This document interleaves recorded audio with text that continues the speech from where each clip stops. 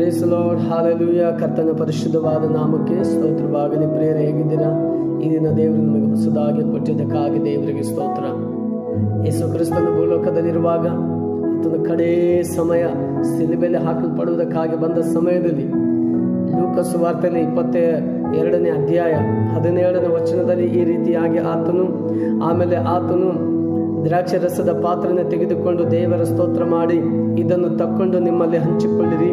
ಇಂದಿನಿಂದ ದೇವರ ರಾಜ್ಯವು ಬರುವ ತನಕ ನಾನು ದ್ರಾಕ್ಷರಸವನ್ನು ಕುಡಿಯುವುದೇ ಇಲ್ಲವೆಂದು ನಿಮಗೆ ಹೇಳುತ್ತೀನಿ ಅಂದನು. ಬಳಿಕ ಆತನು ರೊಟ್ಟಿಯನ್ನು ತೆಗೆದುಕೊಂಡು ಸ್ತೋತ್ರ ಮಾಡಿ ಮುರಿದು ಅವರಿಗೆ ಕೊಟ್ಟು, ಇದು ನಿಮಗೋಸ್ಕರ ಕೊಟ್ಟಿರುವ ನನ್ನ ದೇಹ, ನನ್ನನ್ನು ನೆನೆಸಿಕೊಳ್ಳುವುದಕ್ಕೋಸ್ಕರ ಹೀಗೆ ಮಾಡಿರಿ ಅಂದನು. ಊಟವಾದ ಮೇಲೆ ಆತನು ಅದೇ ರೀತಿಯಾಗಿ ಪಾತ್ರೆಯನ್ನು ತೆಗೆದುಕೊಂಡು, ಈ ಪಾತ್ರೆಯು ನಿಮಗೋಸ್ಕರ ಸುರಿಸಲ್ಪಡುವ ನನ್ನ ರಕ್ತದಿಂದ ಸ್ಥಾಪಿತವಾಗುವ ಹೊಸ ಒಡಂಬಡಿಕೆಯನ್ನು ಸೂಚಿಸುತ್ತಾ